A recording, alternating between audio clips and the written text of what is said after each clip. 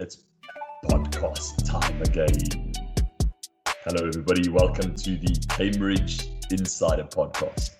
I hope you all like the fact that I changed the intro this week. I was sleeping on it and I thought to myself, Stephen, you're in New Jersey. The weather is terrible. Change the intro. Do something different. And you know what? That's what I did. Fortunately, I do not change my colleague, one of my best friends in the institution, Craig Batson, Seattle. How are you, buddy?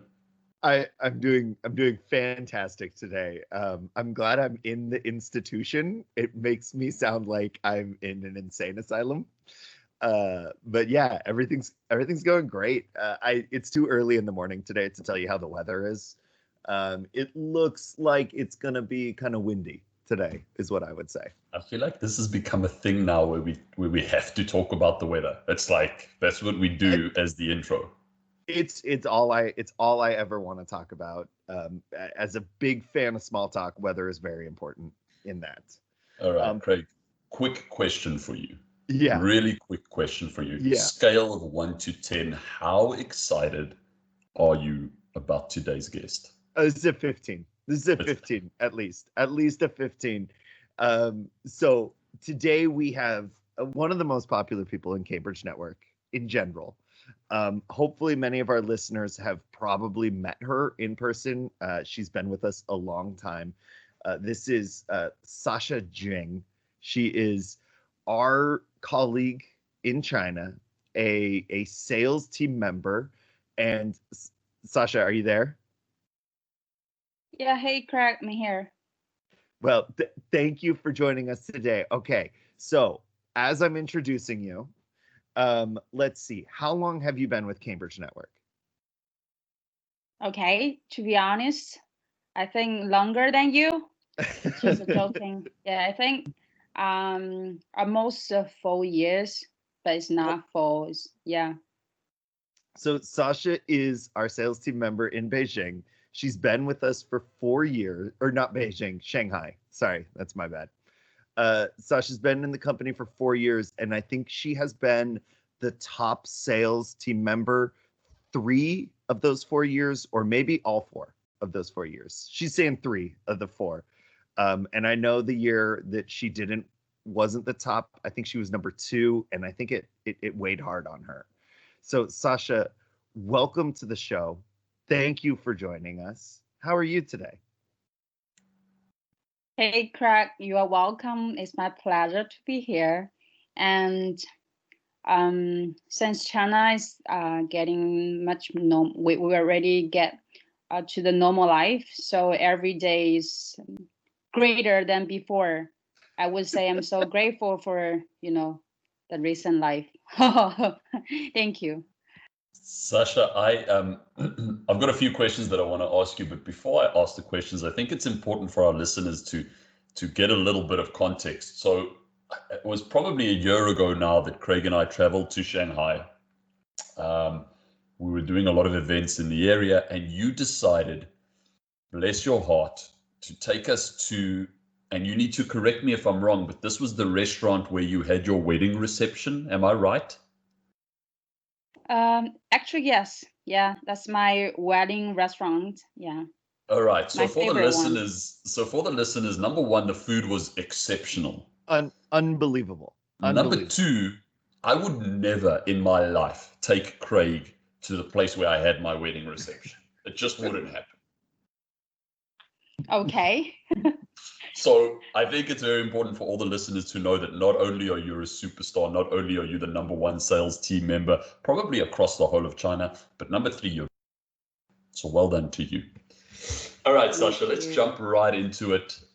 First question from my side. I think a lot of the listeners that are not in China probably want to know, what is life like in China at the moment? How are things, since when the virus started to where we are right now, mid-October?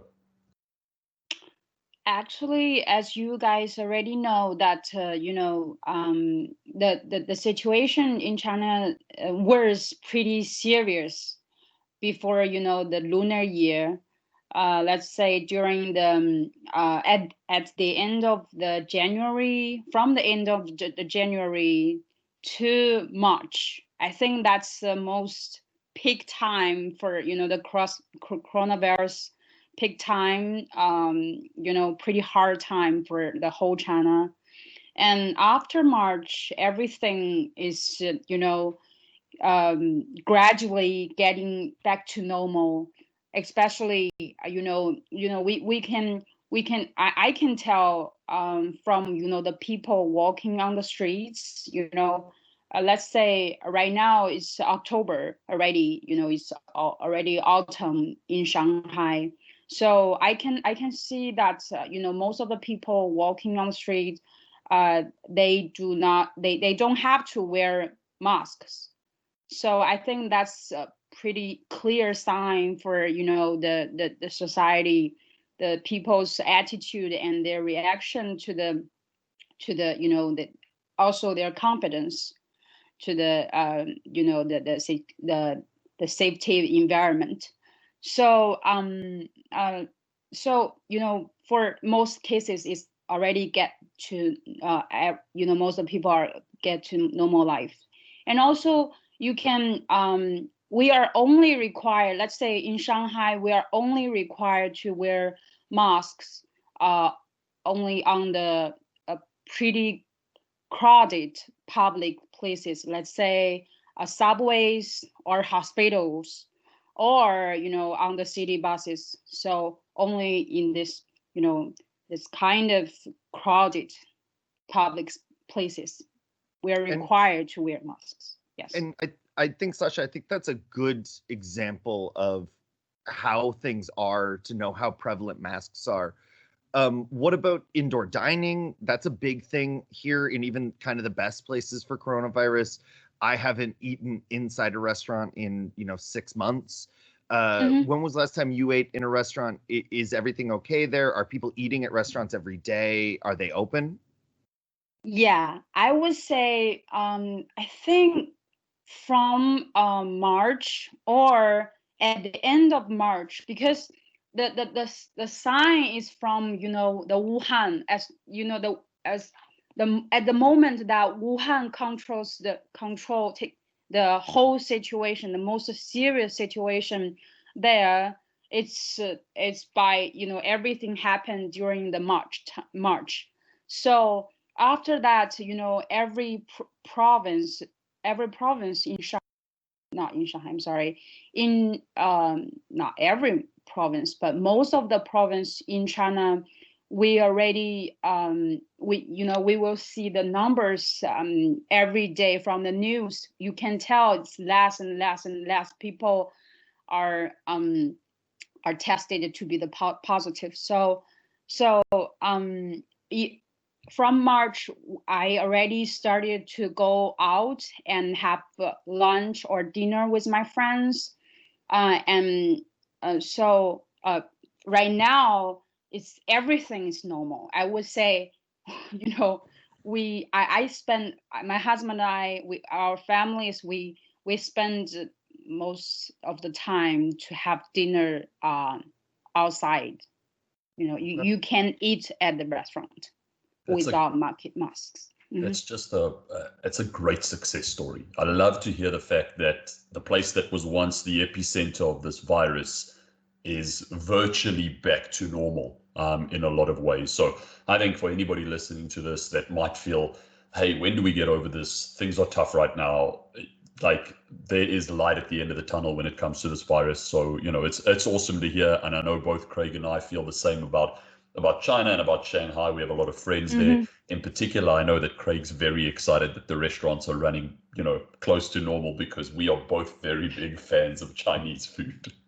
Yeah, I'm sorry. Besides, I would like to add one point that I don't want to get our audience to be confused, that it's not means we don't wear masks means we don't care, or we are less careful. At the entrance of the restaurant or the shopping mall, each entrance will test our health code. We will check our health code, and also they will check the temperature of our body. So just make sure everybody in the places are normal, are are healthy.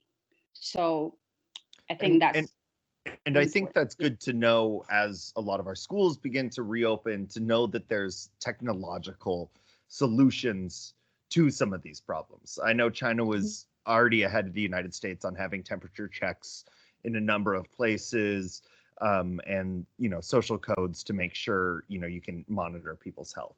So that's fantastic to see.